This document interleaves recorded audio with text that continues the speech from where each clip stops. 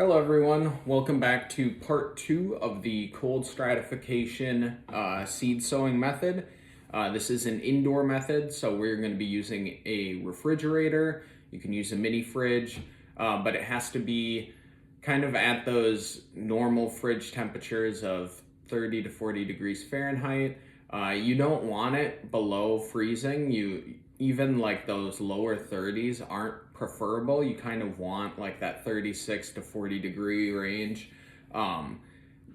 We're kind of trying to mimic an early thaw, an early spring indoors. So seeds obviously aren't sprouting roots and stuff like that right now in January and February, but as that ground starts to thaw, the seeds have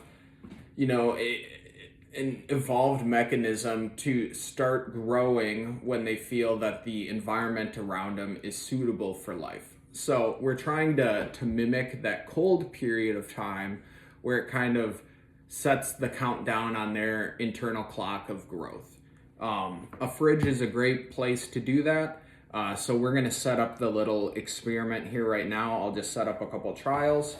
One item that I did not mention in part 1 that is a very optional item, but I've found great success with in the past is cinnamon. I've just got a big thing of cinnamon right here, great value from Walmart. You can use any brand of cinnamon. I haven't found a difference between different brands. Cinnamon is natural antimicrobial, so it'll just help with like the mold and fungus growth that you can find doing experiments with these sometimes. However, if you don't over wet your towel and you also keep the air circulation, like good ventilation, go open up your bags if you have them closed in your fridge every couple days. Otherwise, if you have them kind of popped open or a little airflow in there, they should be just fine. The cinnamon is just something that I found on the internet to be helpful, and through a few experiments over the years, I've seen decent results with it. So we are gonna cut that sheet in half, dip it in the water, and then kind of just fold it up. Don't want to saturate the whole thing. We kind of just want to press the water into itself, making kind of a small little square. And once we have the square, we can insert our seeds in it.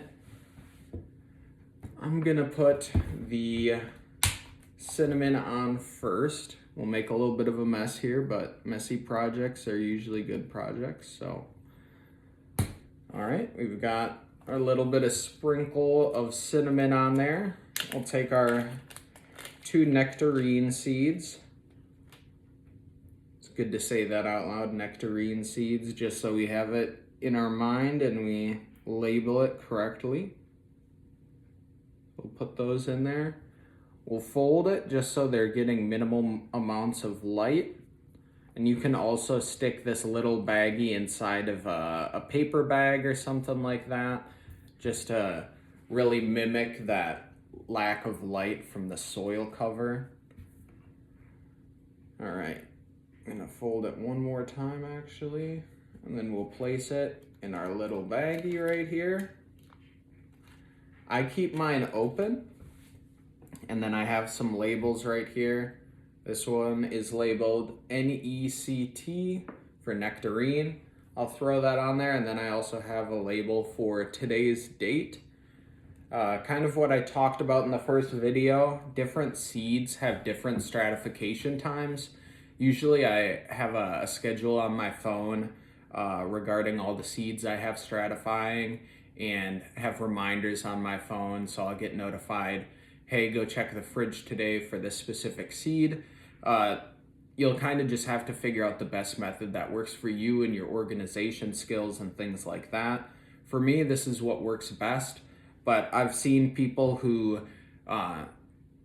only grow marigolds, and they have the marigolds down to a science, so they're able to write the exact date that they expect these seeds to be ready to be planted and germinating and things like that. With a lot of these seeds, I'm not as familiar, They're coming off of fruit that I haven't stratified before. So I'm giving these kind of a window, around 60 to 120 days. In that window, I'm going to be going in, I'm going to be looking at the seeds, looking for any root growth, things like that. Once I start to see signs of that germination, then I'll be able to place them in the soil. So it's a little bit of a guessing game with seeds that you're not as familiar with. But if you mainly grow one type of crop or flower, you should be able to become accustomed with that crop or flower and start be able to identify like exact time windows as to how long this process is going to take. So this is a super useful process for people in different regions. I know right now it's still freezing cold outside. We've got about half a foot to a foot of snow, and it's going to stay that way for another month or two. But down south, it's already 50, 60 degrees. So different areas of the United States are going to have different availability for cold sowing. And this is a great method to always give yourself the benefit of the doubt of having a controlled environment where the seeds are going to get the period of cold stratification that they require to germinate. Thank you for watching, and leave any comments with questions or any future topics you'd like to see discussed. Thanks.